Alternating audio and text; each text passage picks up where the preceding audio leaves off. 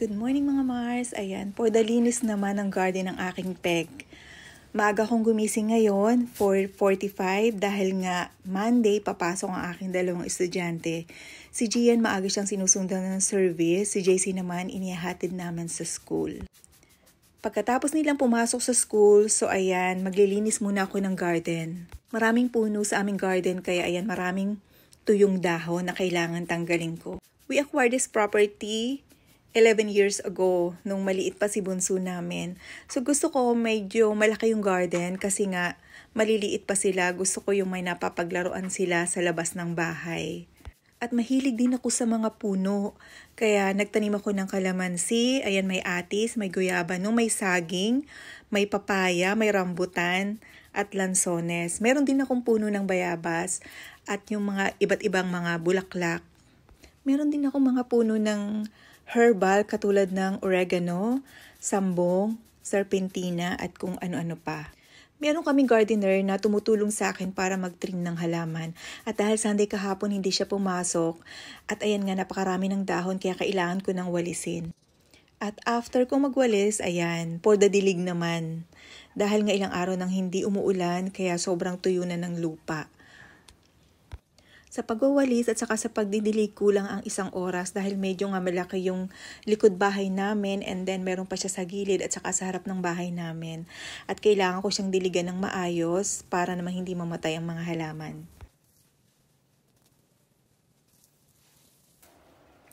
Itong aming trampoline is binili ko siya last pandemic dahil nga hindi makalabas ang mga bata sa bahay.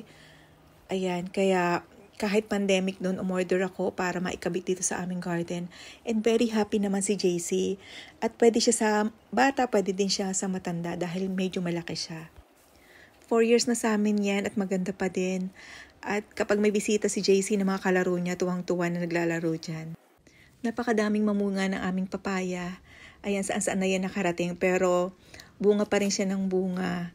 At ayan, may nakita akong hinog. And yan, kinuha ko. Diba nakakatuwa yung may puno ka na ganyan na talaga namang sobrang napapakinabangan. Tinanggal ko na rin ang Christmas light na nakasabit sa trampoline. 2 years na yung Christmas light at yung ibang bumbilya is hindi na gumagana.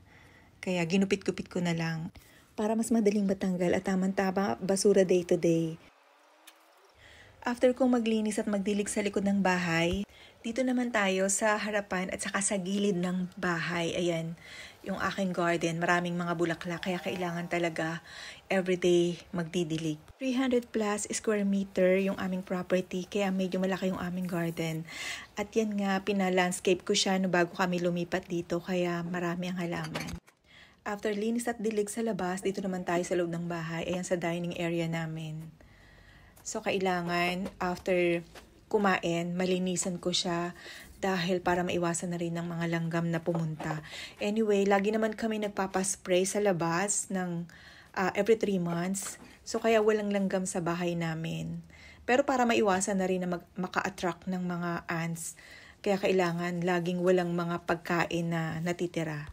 Mabuti na lang nakapaglaba ako kahapon, kaya for the linis naman ng bahay ang aking gagawin ngayon. Nung maliliit pa ang mga anak namin, meron kaming helpers. Actually, 2 and then may yaya. Pero nung nagsipag-asawa na, hindi na ako kumuha at para matuto na rin sila ng gawaing bahay. Medyo mahirap kapag walang helper pero kaya naman dahil nga nakakatulong na rin naman ang mga anak ko sa akin. At kailangan matuto na talaga sila dahil kahit saan sila pumunta, marunong sila at hindi sila magugutom dahil kahit paano marunong na silang magluto. Dito naman tayo sa living room. So ayan ang aming living room, ang daming kalat.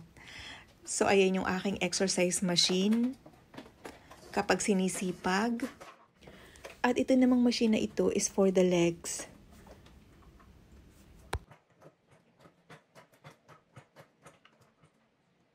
Meron din kami na for punching and kicking para naman sa taekwondo ni Gian at saka ni JC. Meron din kaming treadmill. Ako lang gumagamit niyan.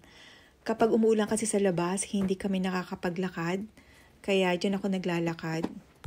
Ayan, linis-linis naman tayo sa living room. At marami pang kasunod. Meron pang CR, meron pang kitchen, at meron pang 2nd floor. Kaya ayan, pahinga muna ang lola. Facebook muna. So, yun lang muna tayo for today's video. To follow na natin yung second floor. Thank you so much for watching. Bye!